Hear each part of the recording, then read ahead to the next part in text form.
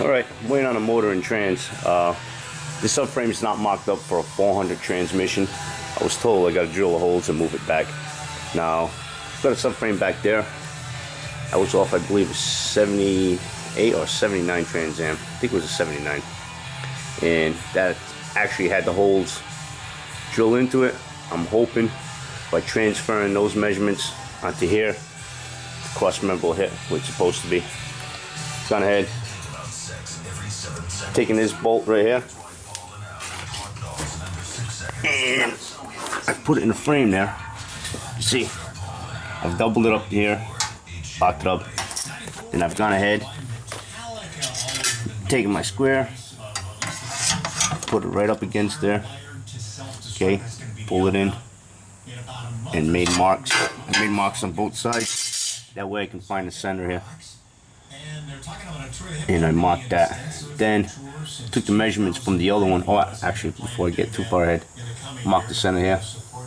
That way I know where I'm going. I take the measurements off the other one, and it was 3.5 to the first center. I got it here. Now, taking my cross member here, and I've transferred the marks from here to here. I had 2 3/4 going this way, and now go ahead in the center here where I'm lined up, drill the holes, do the same thing to the other side. Like I said, I'm going to draw a smaller hole, maybe a 3/16 or 1/4 inch hole, and if it lines up once the tranny and the motor's in place, I'll drill the bigger holes to fit it. If not, I'll have to go through the whole process, but I'm hoping that that frame's correct and I don't have to run into any issues.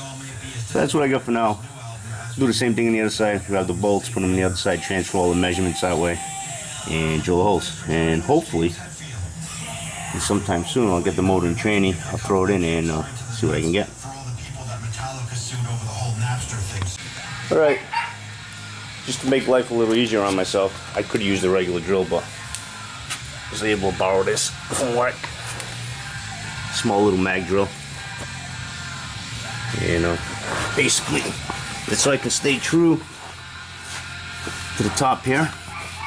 The little handle here, once you start it up, move it up and down, and as you can see, I don't know if you can catch that from there, it's gone through the top. Now I know I'm exactly dead straight. I'll go ahead now, drill the other holes for it, and hopefully, like I said, the cross member will fit and we'll be in business. Alright, I actually bit the bullet. I went ahead, I drill the holes for it, and I've gone ahead and I've installed the cross member. Now, like I said, hopefully on that other subframe, it was for the 400 and everything will fit correctly, but everything's in there, it's straight, it all lines up, so that's a plus, and find out once I get the training in. Alright, for now, that's all I got for this. But I'm going to go ahead and I got some stainless steel brake lines and fuel lines that I'm going to go install in here, and let me get them and I'll get into that. Alright, these are the lines you got.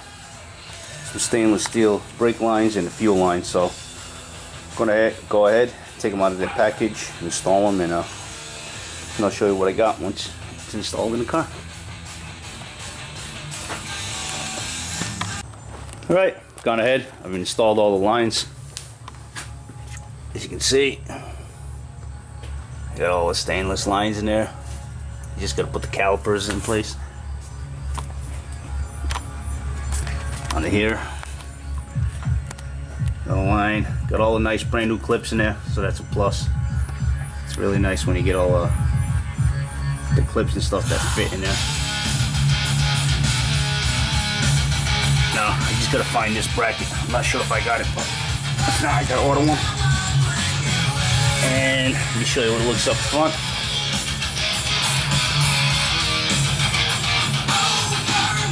This spaghetti I've got up here. More clips fall into place, which is nice.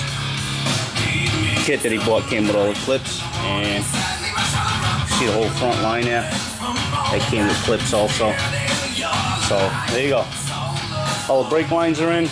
Now I just got to put the back calipers in place, wait for the master, connect it all up, and we're a little step closer to getting this thing together. going to be putting in a subframe connector. I had the car up on jack stands, didn't work out for me, so got it on all of its tires. I've gone ahead, I've loosened the front mount, taken all the bolts out of the spring shackle thing here. Now I need to put these underneath that, so I got a muscle that through with a crowbar. I've also gone ahead, put tape under there. That was just to protect it from getting all scratched up. I put some grease on the front end there. So now I'm gonna go ahead, get this installed, and show you what I got. But I'm gonna need both hands for that. And like I said, the worst part I think is gonna be this muscle in this portion right here. Try to get that under there without scratching everything up. Alright guys, I'm gonna need both hands like I said, and I'll get back to you once it's installed.